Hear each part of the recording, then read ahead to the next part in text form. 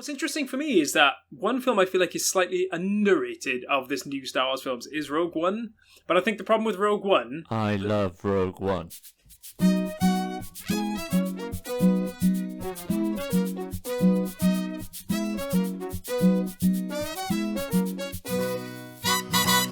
Hello, you wonderful, wonderful people, and welcome to episode 3 of Video Games Ahoy. My name is Jonathan Radford, and I'm once again joined by Dav Gabe.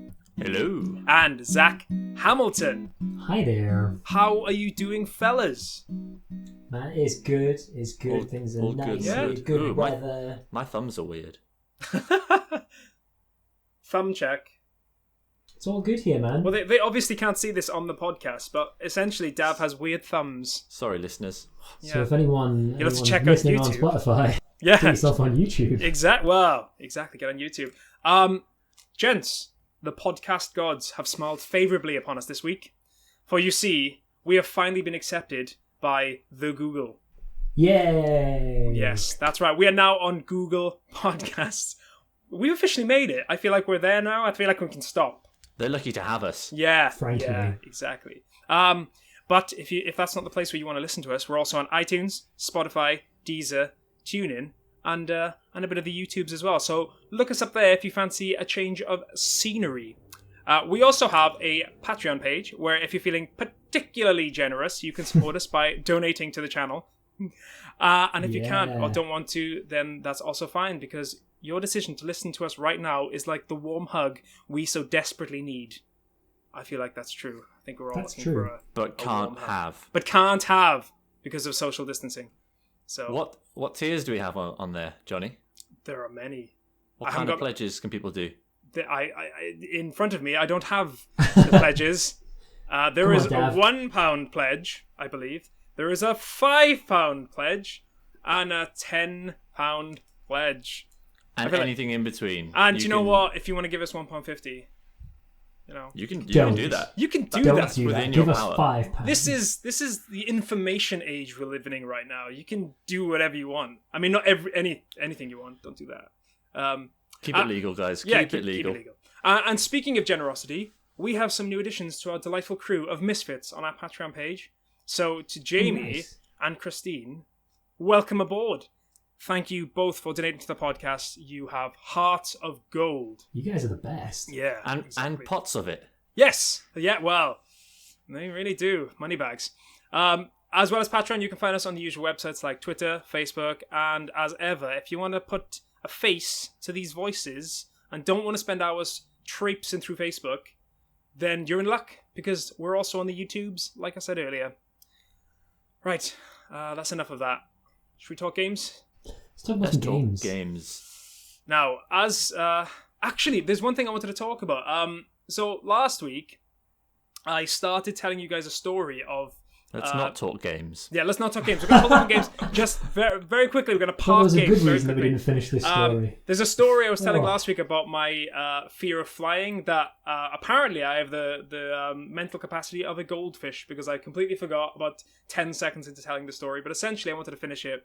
I don't like flying, and I like to listen to music that calms me down. And Wind Waker is the medley. There's a medley that they put out, which is a beautiful medley. That's what calms me down. It's really lovely. Nice. And so check it out. And also check out our last episode and the episode before that. Do you know what? Actually, you told me that when you told me about your fear of flying, and I thought I would do I had a flight coming up. I thought I would do the opposite and find some really stressful music. And honestly, it's the worst decision. Yeah, it's not if good. you want to do that, I was listening to the Orphan Black soundtrack, which is so stressful, and it, like during a bumpy landing, it's the worst. Don't do it. Yeah. Listen to Wind Waker instead. Yeah, not for me. I think I'll stick to the staff credits of Wind Waker. What a great tune. Right. But that was last week's episode. Move on. Check it out. Check out episode 2. This is episode 3. We've no moved one on. cares. No one cares about Wind Waker. Shut up, Johnny. Now, as we're all currently aware, the majority of the world is in lockdown, or at least has been. But even before this situation, we've all been in a position where we've barely had enough time to finish a game, or even start one. However, these past few months have afforded many gamers across the world the time to finish some games, especially in the old backlog of theirs. So, my question to you guys this week is, what are your favourite games that you missed originally but ended up loving after you played them? Could be beyond, way beyond. Could be years. Could be decades. What are your favorite games that you missed originally but ended up loving? Should we start with Dav? Let's go with you first. Haha. So my game was released decades ago, and it is one of the greatest games of all time. I never had the console it came out on. I thought you were going to say Tetris. No, I played Tetris many, many times. But I've played this game through to completion, thanks to the Switch's NES emulator. I feel like we're going to end up saying the same game. And this game is Super Mario Bros. 3. Ooh, good choice. That is a good shout. What a game! What a game! Oh my gosh, it is one of the best games of all time. It is. Yeah. It is. Do you think slick. is it the best Mario? Are we talking 2D platformers, 3D platformers? Let's say 2D. Just Okay, now, 2D. say Okay. 2D. Do you think it's the best 2D? It's the best 2D Mario. Better than Mario World? You're Mario insane. World. Yeah, I do like Mario World.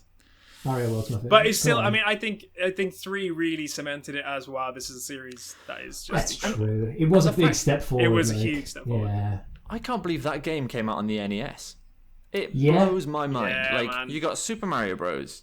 You've got Mario Bros for a start. Super Mario Bros 2, and the step up to 3. Granted, it came out right at the end of the NES. Yeah. It's insane. Yeah. Yeah. Absolutely insane how great this game is. How great it looks. The colors are beautiful. Yeah. And it still holds up. Everything about it still holds up. Still looks great. Yeah. The level design is so fun. Having to get some of the levels they have later on. It's just, I can't believe that they were that creative with it so early on. It feels like something coming out of Super Mario Maker 2. It's very bold as well for them to just go for every sequel to be something different. I mean, obviously we all know about the Doki Doki Panic thing, so obviously that game was going to be different. But Super Mario Brothers 3 is not Super Mario Brothers 1, 2, is it? It's its own game. It still feels like this massive change, which I just don't feel like you get nearly as much with new games. I mean, maybe that's just nostalgia talking, but I mean, it really was something. Well, I think back then as well, because the limits on hardware, they kind of had to be as creative as possible. They always had to find ways to be as creative as possible. Make it worth buying. Yeah. Especially when you've already put up 2 previously on the NES. Yeah. So I think that there is I mean, what a game though.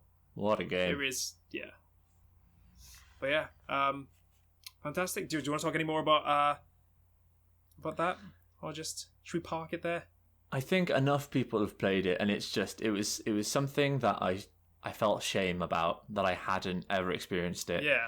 As someone who likes to talk about video games, to have never played Mario Bros 3, it's a serious blight on my reputation.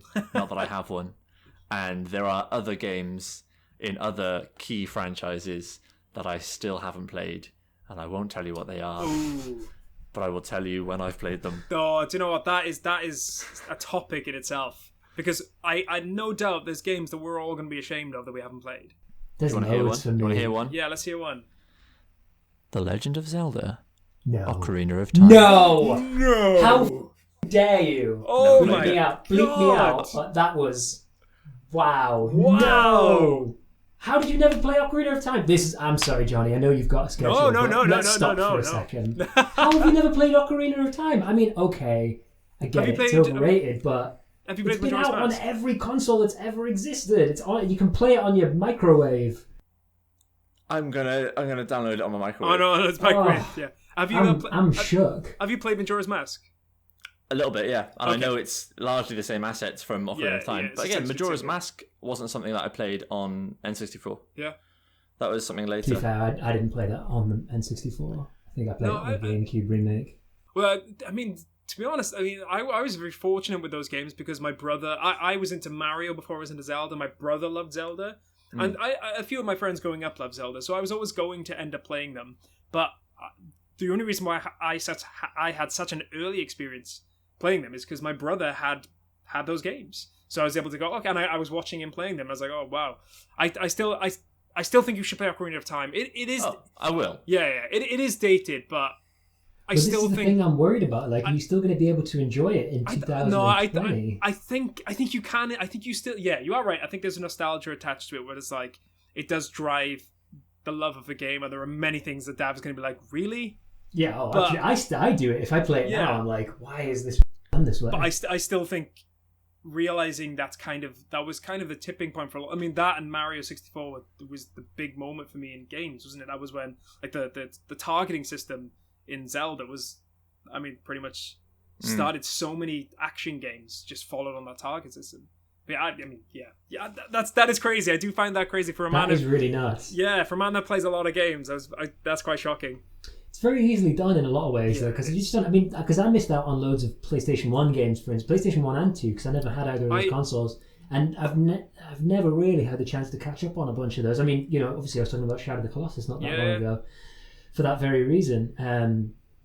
But I'm the same though. There's the series that I in theory would love, but I've just not played anyone. I played it for maybe 5 minutes here and there. Is Metroid. Because I didn't have a SNES, so I couldn't play it on that. I went to N64 and there was no games on that. I had a GameCube, but I didn't. It was around the time when I also had an Xbox and a PlayStation 2, and most of the games that I bought were for my PlayStation 2 because, I mean, PlayStation 2's library was just so vast. The thing with the Prime's trilogy and soon to be quadrology. Is that 1 and 2 control schemes do not hold up at all. It's so against intuition. It feels... Well, it's not jank. The system itself works perfectly as it works. But it's just not relevant to like how first-person shooters are played today. No, absolutely. Because when I played it, I played the first one. I have not played 2. I have not played 2 or 3, so I'm looking forward to playing those. And I played the first one for about an hour recently for the first time. And having to like turn using that. Well, it's just the stopping and then targeting. That was just like. Like, I think I said this last week, or maybe the week before, I was just like, it just felt so weird because even GoldenEye, with the primitive N64 controller, it still had the ability to strafe. And it was still hard to aim and stuff. It was very, very... no one's going to see this if they listen to Patreon, but I'm like bobbing my head up and down, essentially. But that's kind of what it was. But it felt very weird going to a targeting system that forces you to stand still. I found that bizarre. And yet, I'd say Metroid Prime holds up a lot better than GoldenEye. Oh, yeah. Absolutely. It was only that one thing. It was that one thing because graphically, again, it looks great. It still looks pretty good, I think. Metroid Prime. I think the GameCube games tend to, though. A lot of GameCube games do tend to look pretty good. Not all, obviously. Yeah, no, I think that's true. Actually, I was trying to think of like the more because we talk about things like Thousand Year Door looks. The door looks really good. They do good styles, but even stuff like Mario Sunshine, which could easily look a bit naff. Now, I don't think it does. I haven't played it like in the last year or anything, but I'm pretty sure it looks pretty like it's not hurting your eyes by any sense of the word. Yeah. But awesome, Dav, Mario. Thanks for letting us know. Zach, well, that's interesting. You were mentioning about Super Metroid actually, because when you were talking about games that you were ashamed to having missed, I was horrified that I missed Super Metroid. I played Super Metroid in 2014 on my brother's Wii U, which I didn't have, and I was obsessed with that game. And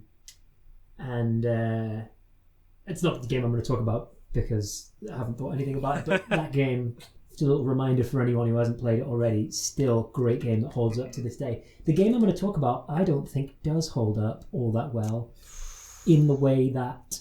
Well, I'll clarify. I'm going to get some hate for this.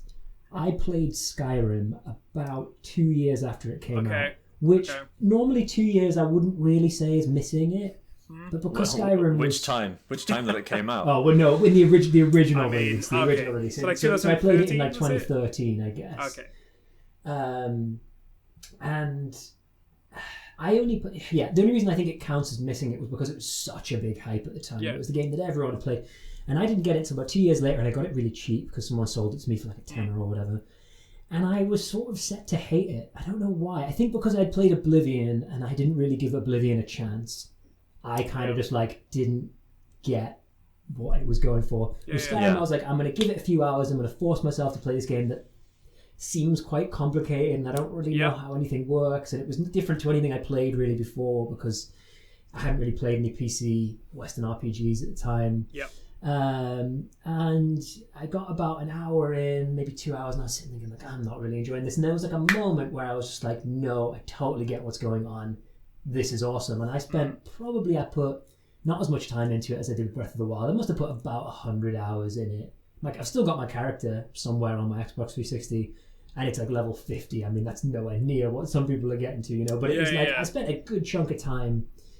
And the reason I don't think it holds up very well is because I played the console version, and from what I understand, that is a different sort of ball game to playing it on the PC. Because you're playing it on the PC, there are mods that will make things look nicer, make things work nicely, and gives you a lot of variation. You can try things, do different stuff, whatever. But with the PC version, if I go back and play the Xbox 360 version, I'm playing the same version that I played in 2013. Yes. Which, again, nothing wrong with that, but standards have changed, you know. Yeah. Even they've done the re-releases on like PS4 and Xbox One and stuff that just have like small graphical updates, and even those small gestures make a big difference. But I did really love that, and I did feel like I'd missed the hype train because I was like 2 years late. And another reason I don't think it holds up all that well is because I can't be bothered to play it anymore. I just don't have the energy. It's just like a big commitment, and like it's maybe I could play it if I got the Switch version, because then I could play it like on the way to work or whatever. I wouldn't mind that so much, but I don't want to sit down to a massive RPG. I don't know. But you say that I had it I have it on the Switch, and I played it for the second time. The first time I played Skyrim was, again, very similar to you, in about 2013, 2014. It was definitely after the game had originally released, and I bought it on the PC. But it was around the time that we were going to, I was going to the Royal Welsh College, and that 2-3 year period, I missed out on so many games because, we were in college for 12 hours a day, and then when we weren't in college, we were going home to work and all that for the next day. So I played it for about an hour, and then didn't play it again because I just didn't have time. And then I bought it when we went on tour in 2018. So I was playing Skyrim on the tour bus in 2018 as we were traveling through Germany, and I agree with you. I put in about 50 hours. I got bored. I appreciate that for its time it was amazing and people love it, and I will not say that it's a bad game, but I still think it's a good game. I just can't be bothered to play it. Yeah, that's kind of because I love Fallout as well, and I've always kind of preferred Fallout to Skyrim, or that series in general. But I kind of feel this. I kind of agree with you. Agree with you there. I have to say, I kind of ended up putting a lot of time in it, partly because when I first played it was when I was in my first year of college, and I got to be honest, in that whole year I was pretty depressed.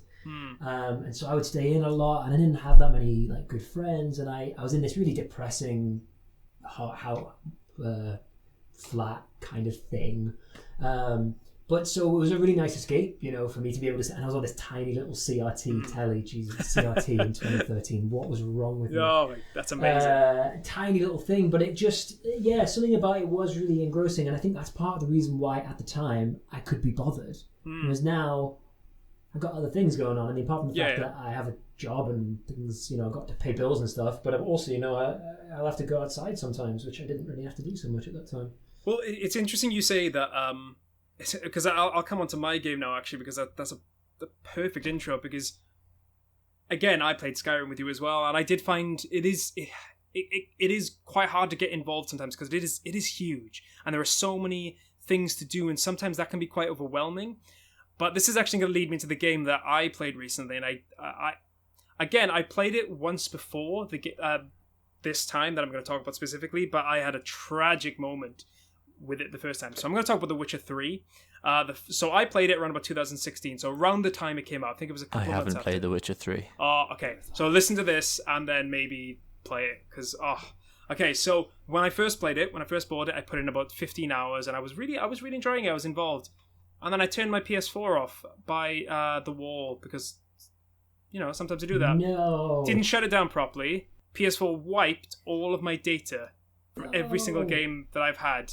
So I lost all my saves, and I don't think I had cloud saves at that point.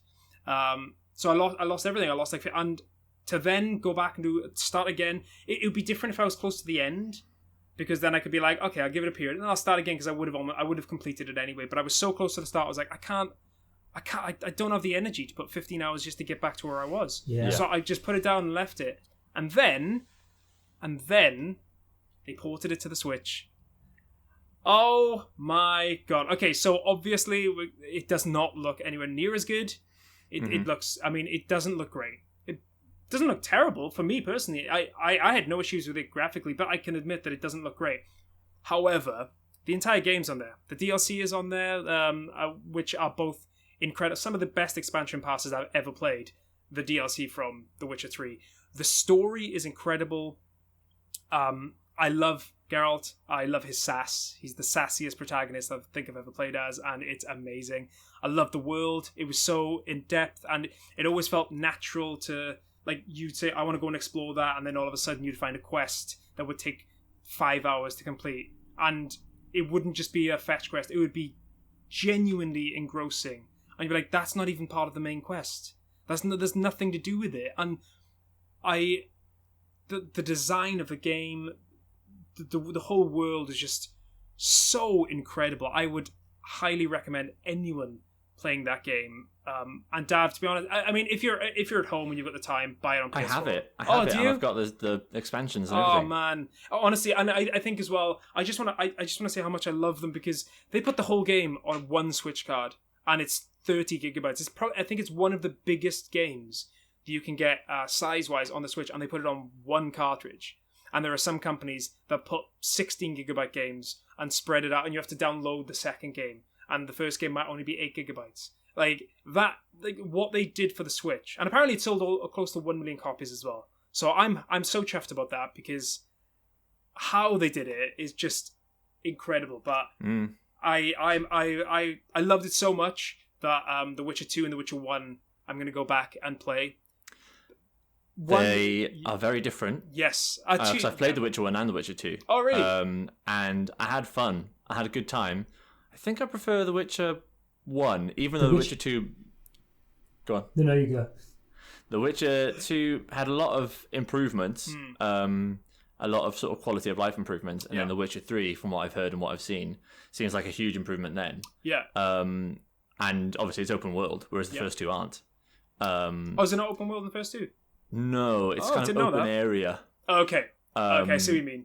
I thought you were just going to say, The Witcher 1, The Witcher 2 are quite different. I enjoyed those games. But no, there are some cool side quests and stuff, and like there's one guy, I won't spoil it, but he's like kind of like a Sherlock Holmes homage. That's quite funny. That's quite fun. Yeah, it's definitely worth playing those games. The first quest of The Witcher 1, I think it's the first one, and you're in this village, and you've got there's this witch that's been terrorizing the village and stuff, and they're all scared of her, and you need to go and kill her. Yep. And you go and meet her, and then you start talking to her, and then she gives her side, and then you've got that classic Witcher thing of what's the lesser of two evils here? They're both bad decisions, but I have to make one. Yeah. Do I save the witch and kill the entire village, or do I kill the witch to save this village of people who are clearly idiots? Yep. Yeah, no, The village burnt to the ground. As it so often does with Dav. These are good people. Burn them. Yes. That's how they learn. By but yeah, Witcher 3, I will one day. That Ocarina of Time. Yeah. Well, Ocarina of Time, I we think need takes you to do. 30 I hours. want you to do a review for Ocarina of Time now. Yeah, that'd be really I'd good, love actually. to hear. To see what you think of it now. Because which one should he play, though? Should he play the 3DS version? I would want you to play the original just because it's the original, but if I was going to play it now, there's no way I wouldn't. The only way I'm playing it is if I'm playing it on a handheld. 3DS, yeah. Because it's just so much time. It's the only reason I finished Majora's Mask. I finished Majora's Mask a couple of years ago for the first time because I borrowed my friend's 3DS and I could play it on the tube. Yeah. I can't be bothered otherwise. I'm so lazy with games. I'm sorry, guys. No, honestly. Well, honest to God, man. This is a different topic for a different day, but the Switch is one of the reasons why I've completely fallen head over heels in love with gaming again. Especially because, there was a period of time where I just didn't have time because we were in college.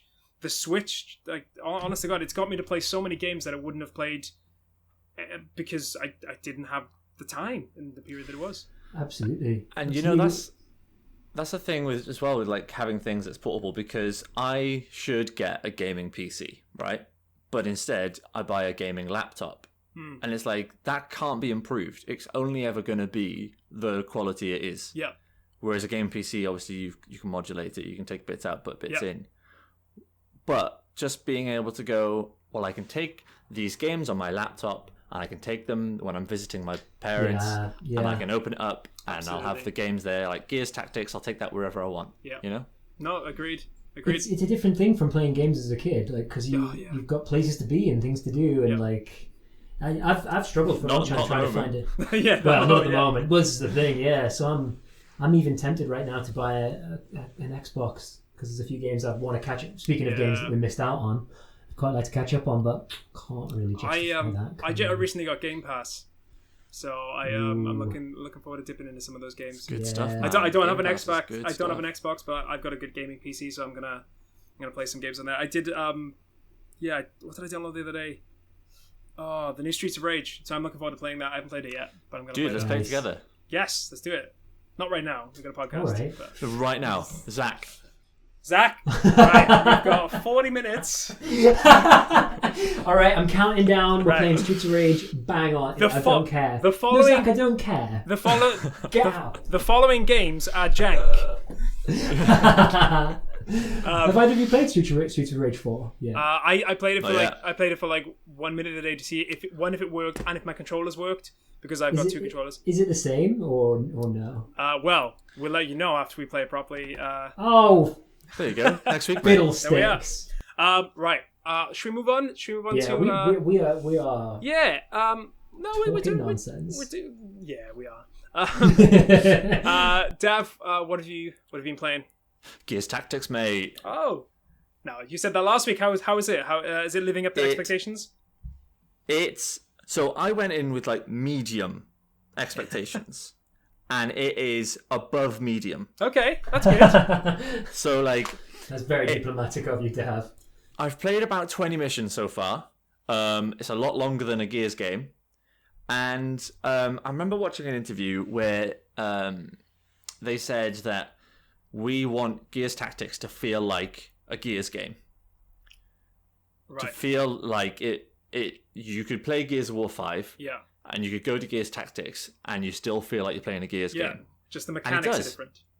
It really does. Well, that's amazing. Honestly, I don't know how, but it, like, from the sound design to the graphics, it really feels like a Gears game.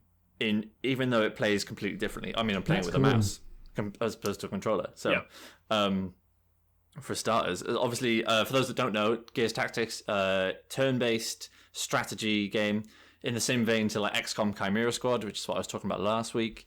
But no, it's really good. It has its flaws. Quite a few of the levels have already repeated on themselves. Which one I've only played less than 20 missions. And I haven't even finished. I'm on the last level of Act 2, and there's 5 acts. I'm sort of worried that how much is it going to repeat itself? Yeah. Because the way it's structured is, with a normal Gears game, you kind of get 5 or more chapters per act, and then you move on, there's 5 acts, end of game. Yeah. With this, they have, in each chapter, you usually got the main mission, but some chapters have side missions, like optional missions. Semi-optional, and you've got to do a certain amount of side missions before you get the main mission of that chapter and you move on. And then you have different rewards and you can find different cases that are optional and you get upgrades for your weapons and armor.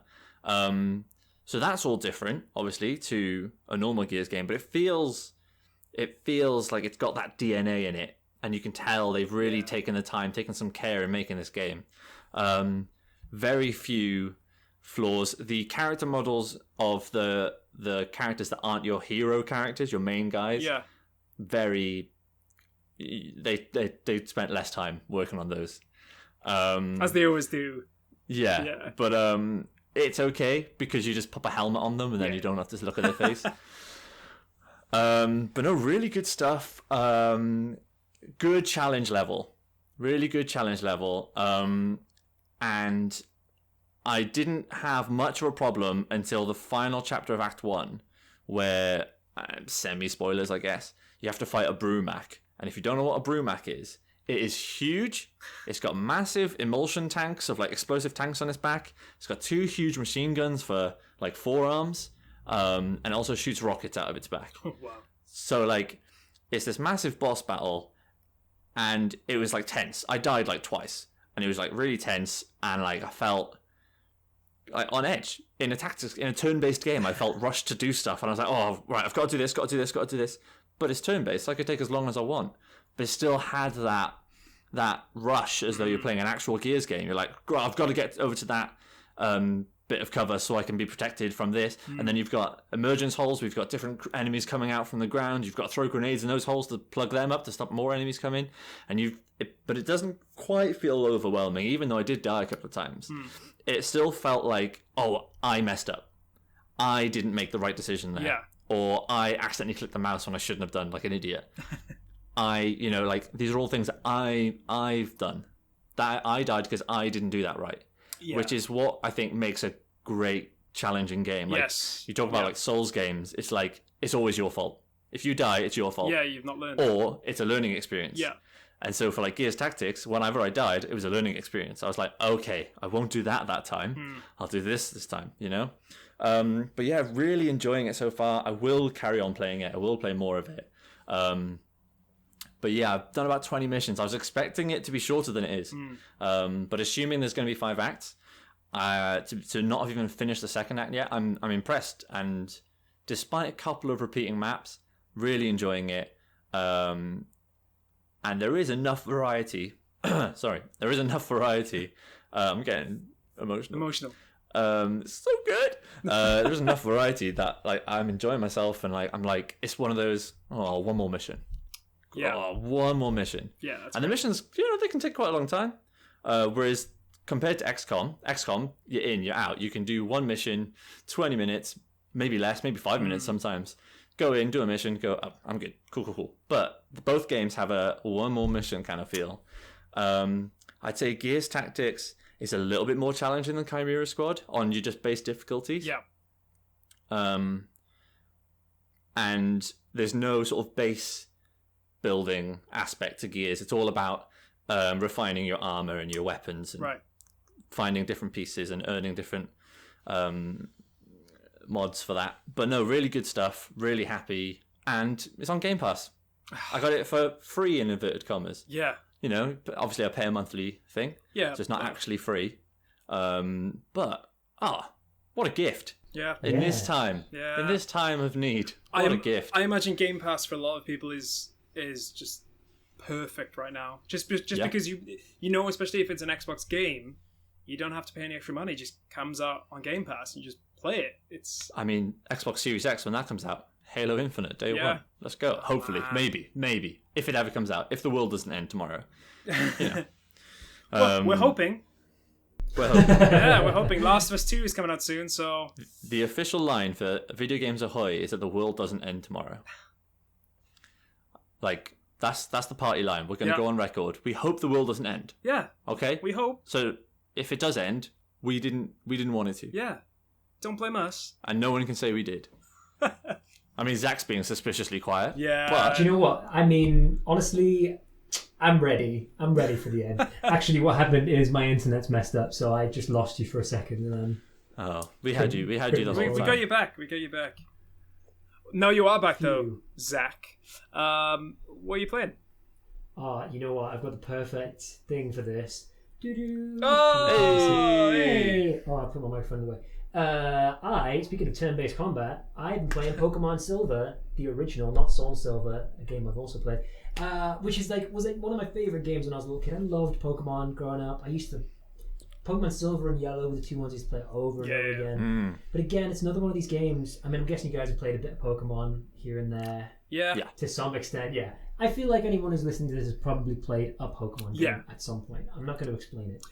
But when I played it when I was a kid, it was really exciting and leveling up was cool and I don't know, it felt like this big adventure. And again, it's one of these games that nowadays I just can't be bothered to play because it's like, all right, I'm going to grind and then I win. I just need to be a level or two higher than the gym leader and then I win. All right, I get it. Fine.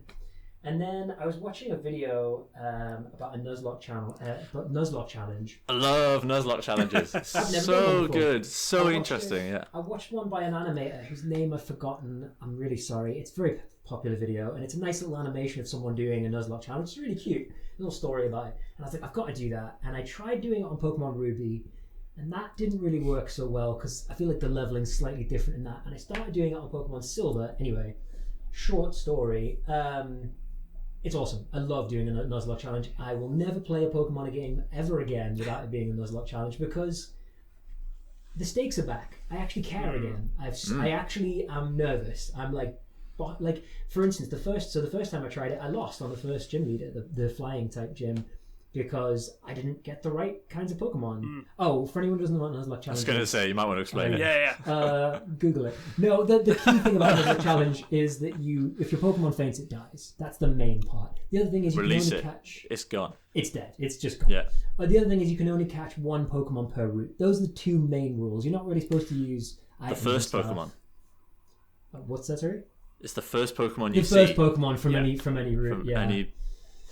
Which is really frustrating because I really wanted a Tauros, which I didn't get. I got a Meowth, and Meowth sucks. But no offense to Meowth Quick fans. though. It's quick though. Yeah, whatever. Get a Persian.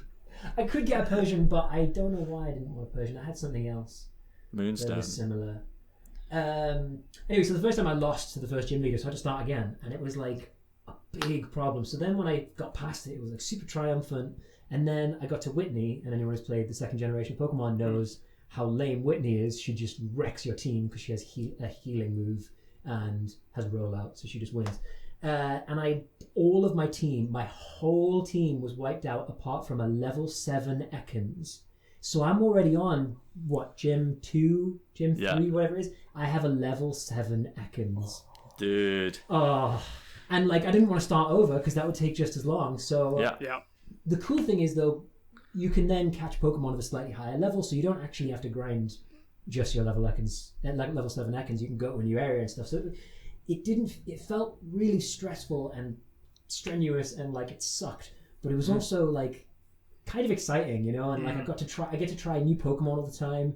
There are Pokemon I've never tried using before that I get to try for the first time, because normally you get there and by that point you've already got 6 Pokemon. So it's like, why would I start over, you know?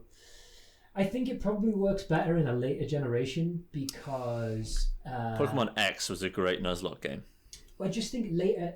The big part of the reason I got into this was because I started getting into Pokemon, competitive Pokemon, which you can play online. You play Pokemon Showdown, and you get to make your own team, or you do random teams. And the cool thing about new Pokemon is that it's not so much of a rock paper scissors game. You know, it's not just like I win because I have a fire move. That's not always the case in the early games, but it's more the case. And I think probably the later games allow you to strategize a bit more and sort of figure out what's going to be the best thing and just be a bit more creative, I think. I mean, to the extent that I'm trying to train up to beat Red at the moment, and one of the big things I'm using is a Curse, Rest, Sleep Talk set with Snorlax, which is a super common competitive strategy. But it's not exactly the most creative thing anyone's ever come up with. It's literally you raise your attack and defense whilst healing, you win. So yeah, I think I just think it's kind of made me want to catch up with the series, go and play what's the current one, Sword and Shield, but just as a Nuzlocke. Because again, I don't care about just the lack of tension that goes with normal Pokemon. I think regular Pokemon is great when you're a kid because it's like, your imagination works for you, but I think as an adult, the best way of playing Pokemon is with a Nuzlocke. I super recommend it to anyone who's bored right now, actually, and has found their old Game Boy Advance SP. This isn't mine, actually. This is my friend's. Hey, Mikey, you'll get that back one day. Like I said, I don't think the third generation works very well for it. Second gen seems to work pretty well. It's fun. I think a lot. Do that. I think a lot of people though, Pokemon is like. It's like an access to more, I guess, tactical games like Gears Tactics. You're saying it's a start that leads on to something. It's a good start, especially for little kids. Exactly. I mean, that's why I say I think it works so well for children because I don't know. I don't think I think as a kid I'd have struggled to have a go of an XCOM game. Yeah. Probably.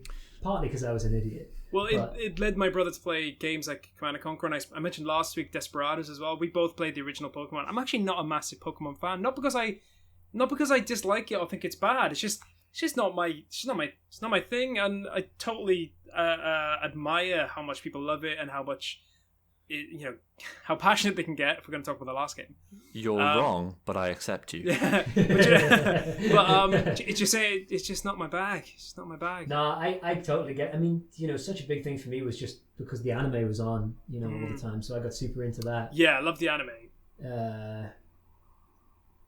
I think timing's a big part of it. Kind of depends on yeah. How you were introduced to it. I started playing it because my brother was playing it. It was another one of those situations. Yeah.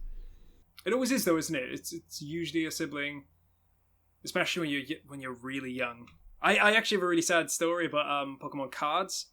I say sad. It was. I mean, it had a triumphant end. But basically, me and my brother collected the first 150 Pokemon cards, and we're really proud of it, really chuffed. And we both spent money gambling essentially to get all of these Pokemon cards. And then his friend came over and nicked 10 of the cards. Oh, what? Yeah, and they were the really, really hard to get ones. I can't remember which ones they were because that must have been over 20 years ago now. It must have been about 8. So yeah, he nicked them, and I was obviously very upset. And my brother went to his house and threatened him and got them back. So yeah, I just big boy Radford. Yeah, but yeah, on, I mean, to be fair, it was his friend, and they were the same age. I'm not condoning violence in any way, but don't steal Pokemon cards, kids. I am. Zach said yes. If someone takes your Pokemon cards, honestly, what else are you supposed to do? Well, back then as well, man, they were it was the biggest thing in the world. And again, I can't remember which cards that were stolen, but I remember them being some of the hardest cards to get. So we were so annoyed. We were my dad was annoyed. He was like, "Oh, I don't like this Pokemon thing, but you shouldn't be stealing, especially when they're hard to get." I was like, "Yes, Dad." Yeah, that's right. And your dad held him back as your brother punched him. Yeah, my dad held a 12-year-old back. This is for Charizard. Yeah. But yeah, awesome, Zach. Sounds like your Pokemon adventure is going well, or at least real well. It's nearly entertaining. There. Yeah. So the game I'm going to talk about today is one I mentioned last week, and it's actually a game I could have said earlier, and that I didn't play it when it came out, and I'm playing it now, and that's Horizon Zero Dawn. Do you guys know anything about it? I don't have a PS4. Okay. But I do know stuff about it. How about you, Zach? I do have a PS4, but I haven't played it, but I did follow it heavily. I was very excited. I know. I was very excited about it when it came out, but I just... I didn't have PlayStation at the time, and I haven't played it since. I said this last week, but I do feel like it gets screwed over because of Breath of the Wild and the Switch. It came out in 2017. It came out the month before, didn't it? February. Yeah. So that's such bad luck. I just feel like it was always going to... I mean, that's why they're releasing it on the PC, I feel like, because I do think a lot of people saw Breath of the Wild, saw the Switch, and went, it looks amazing. And yeah, Breath of the Wild is amazing. And there's actually a few things in this game that I kind of wish had, one thing from Breath of the Wild, but I'll get to that in a bit. So, my experience of Horizon Zero Dawn, it's really good. It's such a good game. Graphically, it's incredible. It does just look like, a late era PS4 game, which is usually, especially when it's a PS4 exclusive, really, really good. And it is really, really beautiful to look at. But for me, the one thing that oh my goodness, it is so good, is the sound design. And that's not even just, the soundtrack's amazing anyway, but the sound design is so good. I've been playing with my headphones on. I don't always play with my headphones on. Sometimes I do. I like to test out games to see whether, play with the headphones on, whether it's worth it. And I refuse to play it without my headphones on. Yeah, just see the background. Just thought I'd do it really subtly with that. Yeah, man, I love it. Again, to the people who are listening, Zach has changed his background to a picture of Horizon Zero Dawn, which I'm very much appreciating. I didn't think to do it until now, so you didn't get one for Gears. Yeah. That's all right. Aloy is better than Gabe Diaz. Well, actually, do you know, I'm a huge fan of her as a character as well. I think character-wise, she's great because she's not perfect. Like she gets angry, and I always like I kind of get bored with characters when they are perfect. I like my characters to get angry, and I like them to get upset because they're real, and there's a sense of realism there. When they're just perfect characters, I do sometimes find that really boring, and I think she is amazing. I especially because you don't usually get female protagonists like that as well. Like I mean, let's be honest here. A lot of the time, when female protagonists are front and center, they are sexualized quite often, and it's really not about that with her character. Like everything that goes against her is because of her status, not because of her gender. So like, it's really really good. And Ashley Birch does the voice acting for it as well. She's amazing. She's so good. Like I can't express how much I really really really enjoy the sound design and the characters. There are occasions when the story gets a little bit cliched, and some of the characters get a little bit cliched. Like quite early on, there's a character who's like, "I don't like you because you're different," and that's that. And it's kind of like that's just how he is, and that's him. That's his entire character arc. He's just, you're not one of us, so I hate you. I think that's video games, though. I mean, a lot of the time, video games do have bad writing in them. Yeah. Some games are made of bad writing, yes. and some of them just feature them. I think as well, because so many games as well, it can be 50, 100 hours long. It's not like a film where you've only got a limited amount of time. You don't you can flesh them out a little bit, but if they're going to last 50 to 100 hours, there's so much writing to get through for one character. And if they're barely in it, it's just so much easier to go, that's just their character trait, and that's it. So, I mean, that's a small, minor quibble.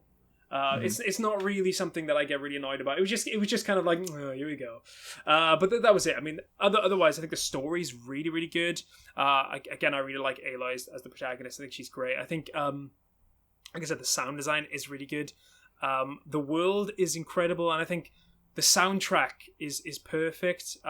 It's just, do you know, like with Breath of the Wild, the music a lot of the time is there to fill the space and give you an idea of how big the world is. It's very similar in Horizon Zero Dawn. It's a bit more. It is very similar in its ambient, and it has Celtic vibes as well, but it has electronic vibes as well because the world is dominated by these electronic monsters.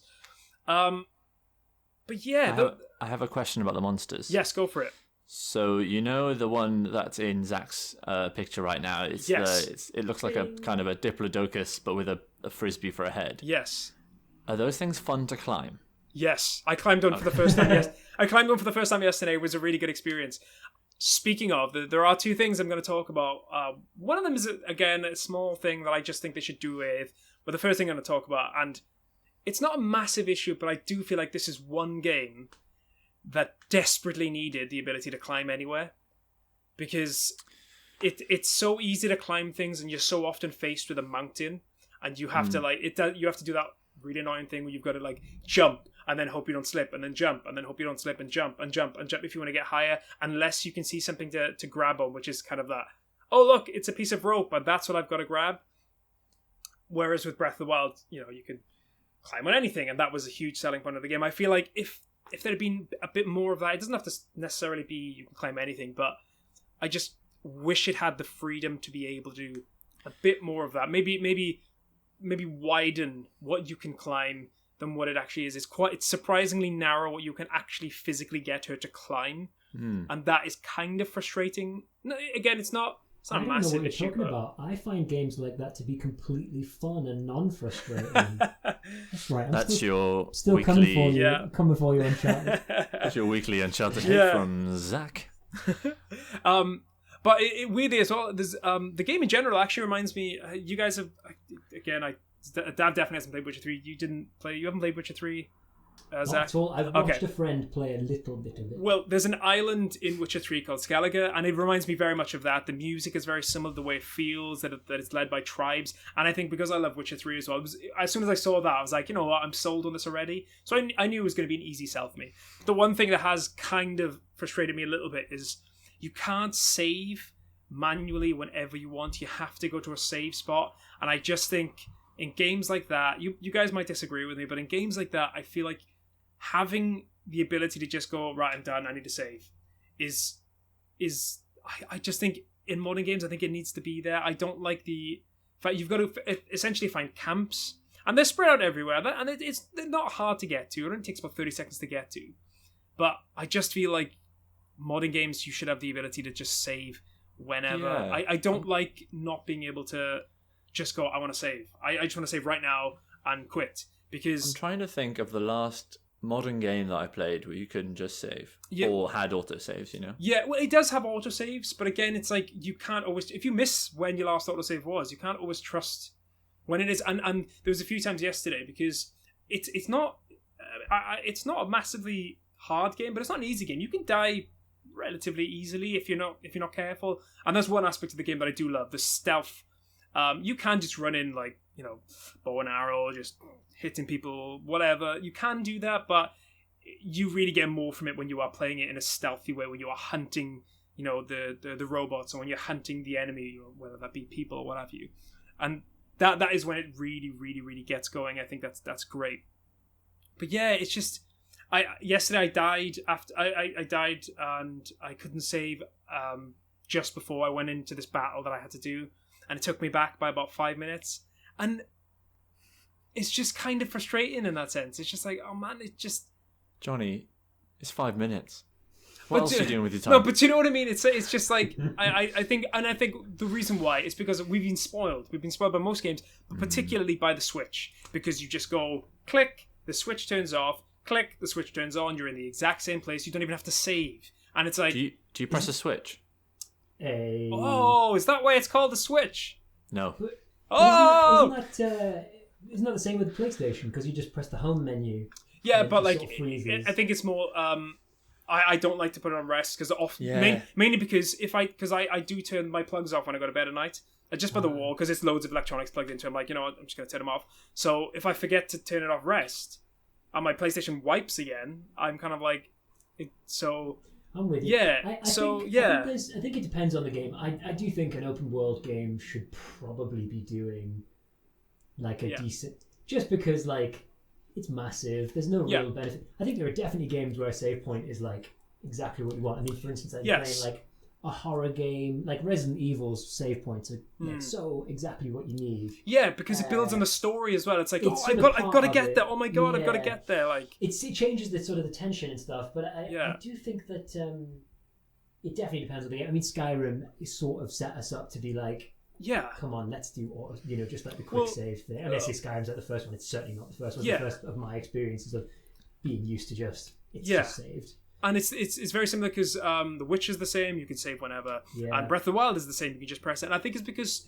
there are certain times in games where it does come to almost a standstill, like a crawl. The game is slowed down because that's what open world games are. It's not always, everything's hectic and crazy. There's sometimes when you are wandering around and there's absolutely nothing. And going back to the game in general about the sound design and the graphical design, when it is at those moments, it is gorgeous. The game is gorgeous to listen to. I just wish... And I could be wrong, and there could be people going, you know what, you're an idiot, you've missed the fact you can save it. I can't find it. And it takes about again, only about 30 seconds to a minute to find a save spot, but I just feel like... we end up spending 5 minutes talking about there not being a quick save option, and it turns out that there is a quick save option. That would be really funny. It would be you who was robbing people of 5 minutes. Yes, and I will apologise. I will apologise to everyone, particularly Horizon Zero Dawn. But otherwise, I think the game is brilliant. I'd highly recommend... I would definitely recommend you guys playing it if you get a chance, honestly. But yeah, that was me playing Horizon Zero Dawn. Should we talk about a bit of news? Because I think we've all seen it. Should we talk about Assassin's Creed? Yes. Who wants to go? If you don't know, Assassin's Creed released the trailer last week. Dav, do you wanna hit us up? What you think? Yeah, of course. So it was good enough that it made me want to catch up on the Assassin's Creed franchise, and it's a franchise that has rested dormant in my life for a while. So much so that I started playing Assassin's Creed Rogue, which is the one that released at the same time as Unity on the old consoles. It was the last 360 PS3 Assassin's Creed. Right. And I'm on the final sequence of it now. I've just smashed through the story. Yeah. It's like 10, 12 hours, which is how long I think all Assassin's Creed games should be. Yeah. But Valhalla has changed my mind. I know it's only a cinematic, and actually, by the time this comes out, we will have watched the gameplay reveal that is pretty much definitely going to be at the Xbox event. Yes. Which will be tomorrow, because today is Wednesday. Another peek behind the curtain. I don't know why I'm always revealing what day and date we ever record on. It's always me. I just love people to know everything ever. Anyway, we're getting off track. Assassin's Creed Valhalla. For those who haven't seen it, a beautiful trailer. Absolutely glorious cinematic. Yeah. Obviously, the game won't look like that. But, who knows, next gen. But it's very... As always with Assassin's Creed, almost always with Assassin's Creed trailers, the song choice was excellent. I don't know what the song was, but it perfectly fitted the tone and the progression. It's almost like they pick the song first and then they build the trailer around it. Yeah. Just the progression of it, the build up, that's what you want to see in a trailer. You want to see a slow build to a climax, and then something that makes you go, "Wait, what? What was that?" And then you're like, "Oh, now I've got to play the game." And it's set kind of Vikings invading England and kind of making it feel like the Vikings are the good guys, which is interesting. Yeah. And there is definitely that mythology thing, and it's obviously going to build upon what Origins has done and then what Odyssey has done. But the Hidden Blade is back, which it wasn't in Odyssey. So it's back, which a lot of people are happy about. It wasn't in Odyssey. Apparently not. No, you had a different weapon for it. Yeah, I know. Zach, I'm really enjoying this. I'm really enjoying these backgrounds, Zach. I'm really enjoying these backgrounds. I couldn't find a Valhalla one, but we got Altair. We got Assassin's Creed. Yeah, it's Altair. Assassin's Creed 1. But yeah, you were saying Dav about. But the interesting thing is one of the activities you can do in Assassin's Creed Valhalla, which you don't see in the trailer, but you can have Viking rap battles. Is that a joke? Isn't that what we all wanted? That's not from a joke. Day one. Viking rap battles. I haven't seen that. So it's a historical thing that actually happened, where two Vikings going at it verbally, orally. Yes, with oration. Yes. Just slamming each other with their words. No, slamming each other with their lips. Yes, their lips, tongues, and teeth. This channel is appropriate for children. Sometimes. Sometimes. Yeah, no, I'm just saying as a statement. Anyway, it's a fact. All this slamming. Yeah, so it's cool. It's got some cool ideas. I guess I kind of feel like a bit of an idiot because everyone will have seen the gameplay. You know what? I don't think I saw a single horn. I didn't see a horn. A head horn. I think someone blew a horn. Yeah, they did. Come on. I didn't even mean that one. I didn't even mean that one. I ruined the show. Yeah. Go away so we can play Streets of Rage. Yeah. But no, it's cool. What did you guys think? I really liked the trailer. I thought it built up really nicely. And the guy with like the weird... Oh, also, something else that isn't in the trailer is the main character can be male or female. Oh, yeah. Eivor can that's be good. male or female. I'm glad they've kept that in. I think that's really good. I think just having the option. Yeah. I don't see why not. I don't think because to be fair, I've said this before, but Rosie's always like, can I play as a girl? And it doesn't mean much to a lot of people because most guys will be like, I'm gonna play as a guy anyway. But like to women, it's nice to play as women. I prefer playing as women. Yeah, sometimes I do as well. Yeah, I pair it up. They're smaller, so they're harder to hit in games. Obviously not in general, but in games, the women are always smaller.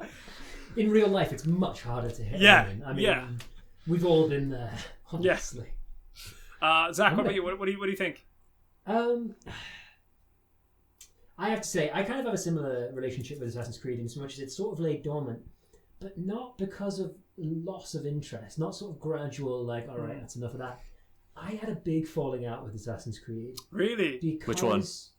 Well, I'll get to that.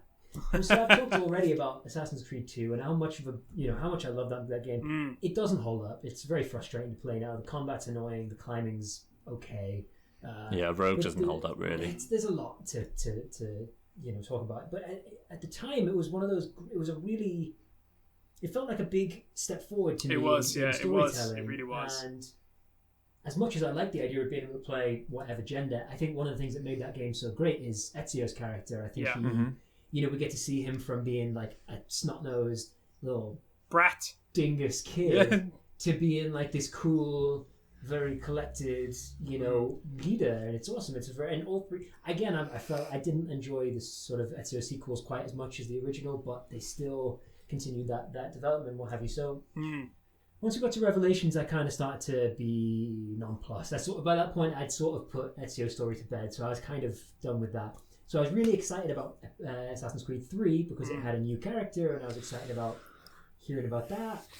And then they decided that instead of a character, they would have a slab of wood play the main character. And that, to me, felt dishonest and a real waste, actually, because he had a cool backstory, like he watched... Yeah, if I remember rightly, he watches his mother...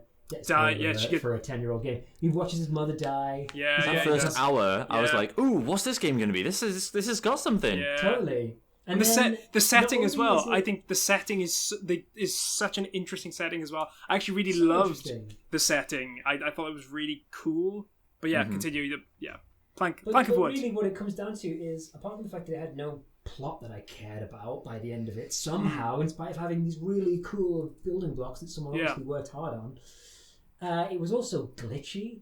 Really glitchy for a game of that level. And I was told, I believe at the time, the line that was being said was that this was a game that had been worked on by a separate group alongside the Ezio sequels. And I was like, okay, cool. So they had to put some time into it. Cool. They obviously didn't put any time to it because it's a mess. The whole thing where you've got to climb a bunch of trees, that's like one of the side quests. You get stuck in a tree sometimes. It's the worst game I've ever completed. And you spend... I completed it as well. Because I completed it. I completed it as well. Eventually. Because I had to play Black Flag, and Black Flag was so good. Black Flag is brilliant. I really enjoy Black Flag. And do you know what? I wonder, because I went back and tried to play, but I didn't play Black Flag when it came out because of the sour taste that 3 left in my mouth. And then I played it a couple of years later, and by that point, I just couldn't get this bad taste out of my mouth. A big part of it for me actually was that there's a particular mission that I really don't like, which is the following behind people and listening. I also needed. They also completely made Desmond was already kind of a wet blanket anyway. They also kind of made him even worse to the point where going into the future was even worse than the game. And again, I enjoyed the series until that game. Yeah. I don't know. I know lots of people hated the Desmond thing, and I get it. Desmond wasn't the most interesting character, but the concept is really cool. Was really interesting. Yeah, it's really cool.